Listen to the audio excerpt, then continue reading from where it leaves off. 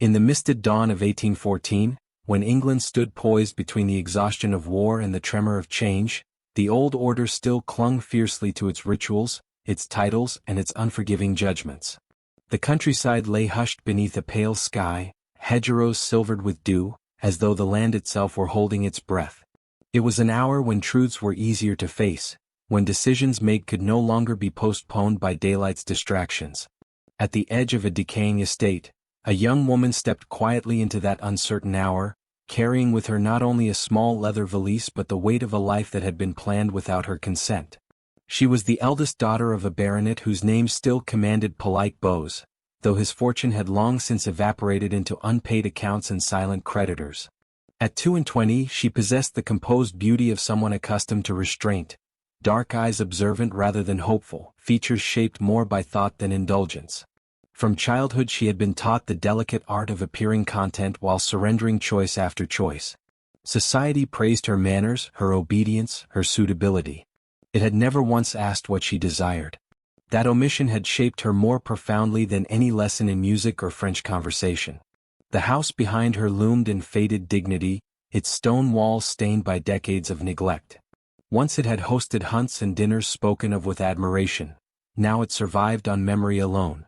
Servants moved quietly within, loyal but underpaid, bound by affection rather than wages. Her father slept upstairs, worn down by debt and pride in equal measure. He had loved her in his distant way, yet love had not prevented him from agreeing to barter her future for solvency. The contract lay signed and sealed on his desk, a betrothal to a wealthy earl whose age and temperament promised comfort for the estate, if not happiness for the bride. The earl was not cruel in the dramatic sense. He was worse. He was indifferent. His interest in her extended only as far as lineage and appearance, and his voice, when he spoke of her, carried the detached tone one might use for land or livestock. She had endured his visits with composure, answering questions, lowering her eyes, performing gratitude for attentions she had not sought. Yet each meeting had carved away another fragment of her resolve, until she understood with quiet clarity that marriage to him would be a long, invisible surrender. It was not love that drove her to leave before dawn, for she had never allowed herself the luxury of imagining it. What compelled her was a sharper instinct, self-preservation. To remain was to vanish slowly, folded into a role from which there would be no honorable escape.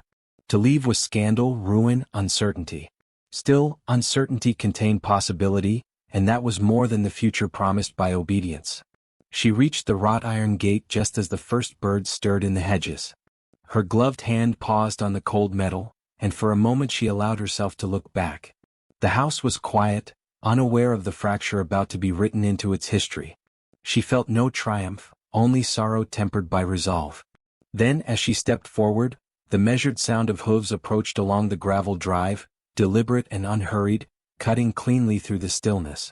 She turned, her heart tightening, prepared for discovery, rebuke, or pursuit.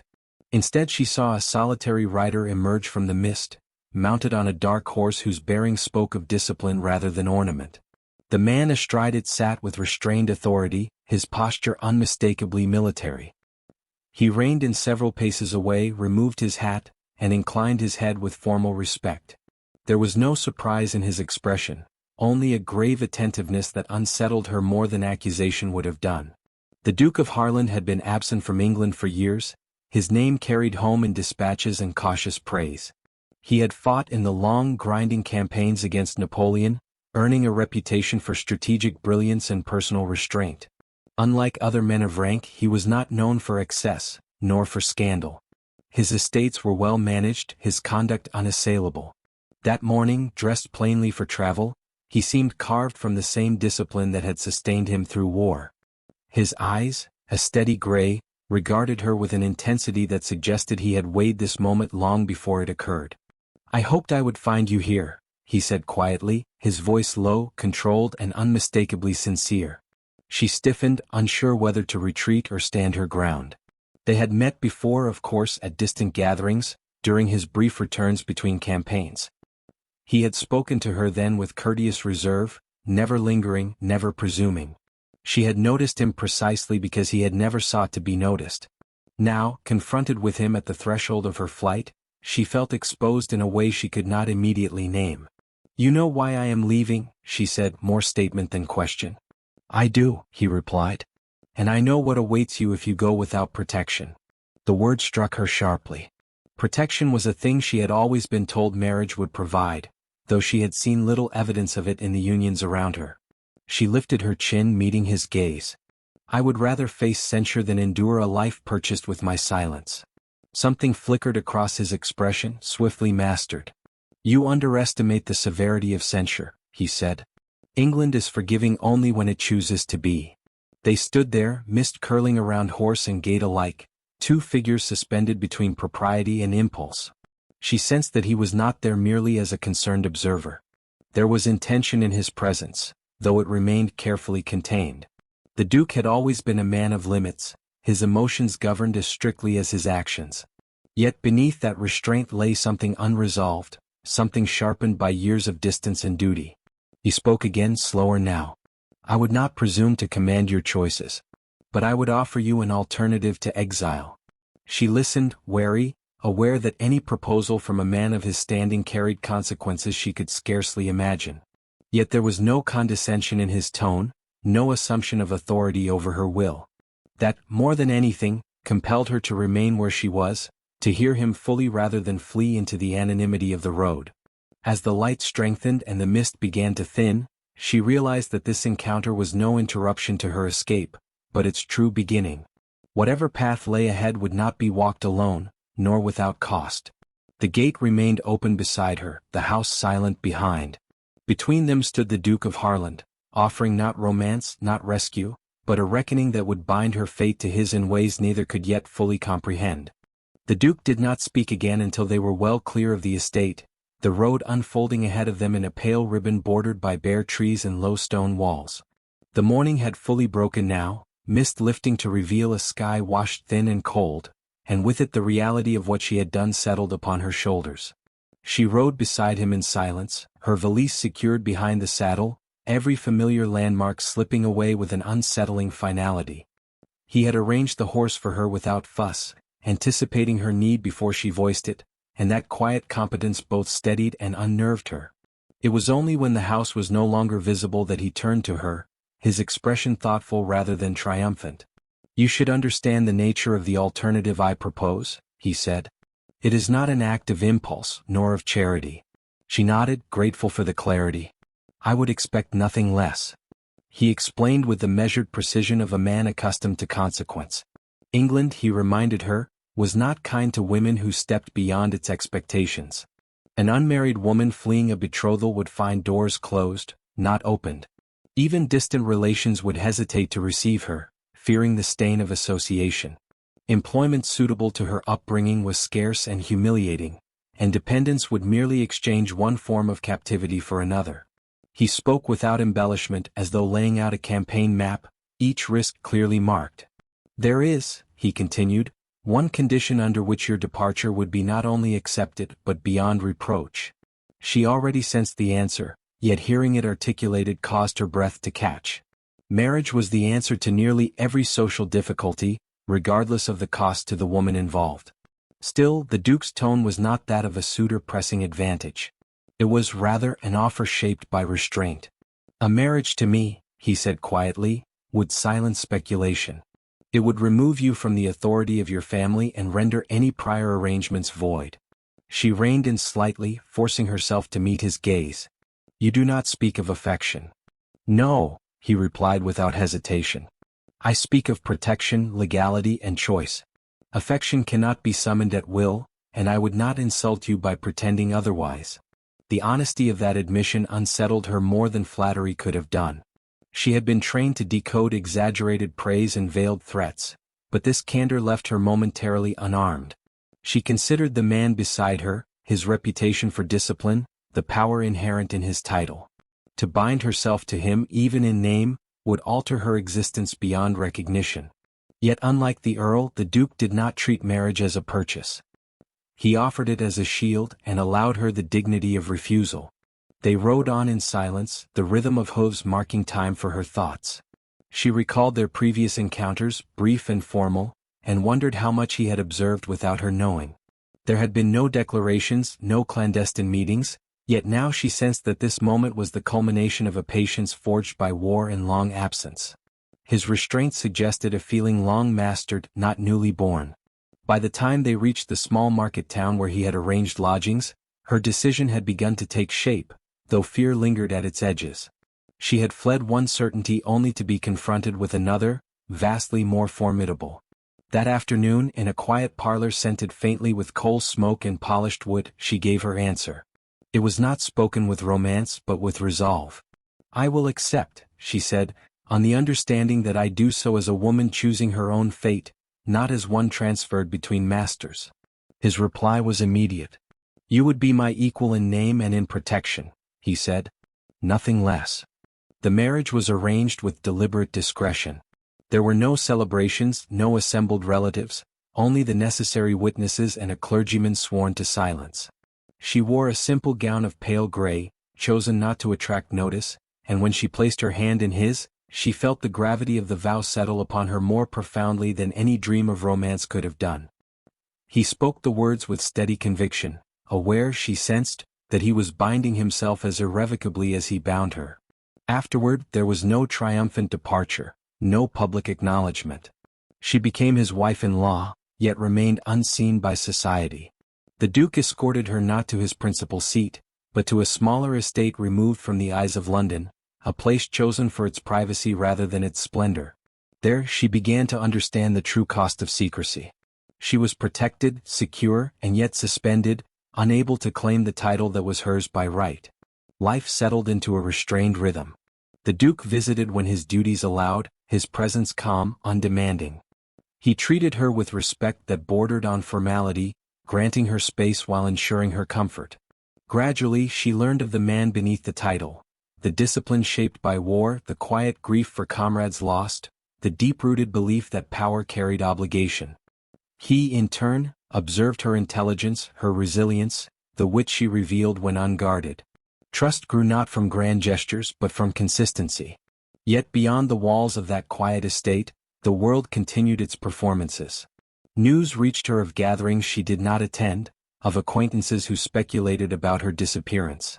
Among them was the man she had once been promised to, her former suitor, whose voice now carried mockery rather than entitlement. He spoke of her as a cautionary tale, a woman who had failed to secure her future and vanished accordingly. The reports stung, though she bore them with outward composure. The Duke, hearing of this ridicule, grew uncharacteristically silent.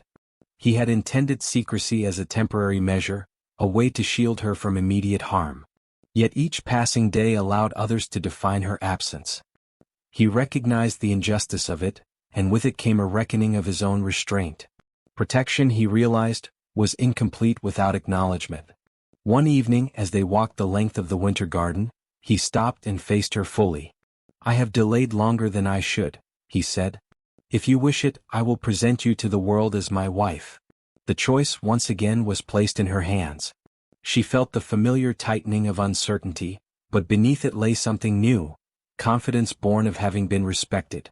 She understood then that secrecy had served its purpose, and that dignity now required visibility. "Yes," she said, her voice steady. "It is time." The decision settled between them with quiet finality, and in that moment she sensed that the next step would not merely alter how others saw her, but how history itself would remember her place within it. The evening chosen for her return to society arrived beneath a sky heavy with low cloud, the air thick with the promise of rain that never quite fell. Lanterns glimmered across the broad lawns of the hosting estate, their light reflected in carefully swept gravel paths and polished carriage doors. It was an assembly designed for display, where alliances were hinted at through glances and fortunes assessed by the cut of a coat. As her carriage slowed before the entrance, she felt the familiar tension gather in her chest, not fear this time, but anticipation shaped by resolve rather than flight. She stepped down with measured composure, her posture unyielding, her expression serene. The months of quiet had altered her in ways not immediately visible. She moved now with the assurance of a woman who understood the ground beneath her feet. Conversations nearby faltered as heads turned, curiosity sharpening into recognition. Whispers followed her progress through the garden, speculation blooming in her wake. To many she was a mystery returned, a woman long presumed ruined by absence. None yet understood the truth she carried with such careful restraint. It did not take long for the voice she half expected to reach her. Her former suitor approached with a smile polished by habit and entitlement, his manner unchanged by time or reflection. He inclined his head, his eyes assessing her with the faint disdain of a man convinced of his own superiority. "I had wondered if you would ever reappear," he said lightly. "Tell me, have you managed to improve your circumstances, or are you still not married yet?" The question was delivered with practiced ease, loud enough to draw attention, subtle enough to masquerade as concern. Laughter stirred at its edges, restrained but unmistakable. She met his gaze without flinching, her silence stretching just long enough to invite discomfort. In that pause she recognized how small his power over her had become. Once his opinion might have undone her. Now it merely revealed him. Before she could answer, the gathering shifted. The murmur of voices ebbed as though pulled back by an unseen tide. Heads turned toward the far end of the lawn, where a tall figure advanced with unhurried certainty. The Duke of Harland entered without announcement, his presence commanding attention through restraint rather than display. He wore black, unadorned save for the subtle insignia of his rank, and his expression held the calm authority of a man accustomed to being obeyed. He crossed the distance between them with deliberate pace, ignoring the whispers that followed him. When he reached her side, he did not look at her former suitor, but at her. He offered his arm, the gesture intimate in its simplicity, and she accepted it without hesitation. The ease with which she did so spoke more eloquently than any declaration. Only then did he turn, his gaze settling on the man who had spoken moments earlier. "I beg your pardon," the Duke said evenly, his voice carrying without effort. "My wife's affairs are not a subject for public amusement." The effect was immediate and absolute. The word hung in the air, undeniable and irrevocable. A collective intake of breath rippled through the assembly as understanding dawned. Her former suitor's face drained of color, his carefully maintained composure collapsing under the weight of sudden insignificance. He attempted to speak, to recover ground, but no sound emerged. The hierarchy he had relied upon had shifted beneath him, and he found himself standing on nothing. She felt the subtle pressure of the Duke's arm, steady and reassuring. For the first time since their marriage, he claimed her openly, not as a shield but as a statement. She turned to face the gathering, her expression composed, her silence dignified. There was no need to elaborate. The truth had been spoken, and it required no embellishment. As the evening continued, the initial shock gave way to a recalibration of loyalties. Those who had laughed earlier now bowed, their courtesy sharpened by calculation. Questions were deferred, explanations postponed. The Duke did not linger longer than courtesy required. He guided her from the center of attention with practiced ease, his awareness attuned to her comfort above all else. In the carriage that carried them away, the silence between them was companionable, weighted with shared understanding rather than uncertainty. Only when the estate lay behind them did he speak. "I should have done that sooner," he said quietly. She smiled, a small, genuine expression that surprised them both. "You did it when it mattered," she replied. "And you allowed me to choose the moment." He regarded her thoughtfully, recognizing the strength that had carried her through humiliation without bitterness. In marrying him, she had not surrendered herself. She had expanded into a version of herself unbound by fear. He understood then that his role was not to command her path, but to walk beside her as she claimed it. In the weeks that followed, society adjusted as it always did. Invitations arrived, apologies were offered with varying degrees of sincerity. Her former suitor withdrew into obscurity, his influence diminished by exposure. She entered her role as Duchess with quiet confidence, attentive to the responsibilities it carried. Where once she had been expected to endure, she now chose to act, lending her voice to causes long ignored, her presence reshaping expectations. Yet the most profound change occurred away from public view. Within the private spaces they shared, affection grew from respect into something warmer, more enduring. Their conversations lengthened, their silences softened. He learned to relinquish some measure of control, she learned to trust the constancy he offered. Love, when it came, was not dramatic but certain, a bond forged through shared trials rather than illusion. England continued its march toward change, the old order shifting even as it resisted. Within that transformation, their union stood as a quiet testament to choice reclaimed. She had fled an imposed destiny and returned to claim one of her own making. As they stood together on the threshold of their future, the echoes of mockery long since faded, she understood that power, when tempered by honor, could protect not only a name but a life fully lived.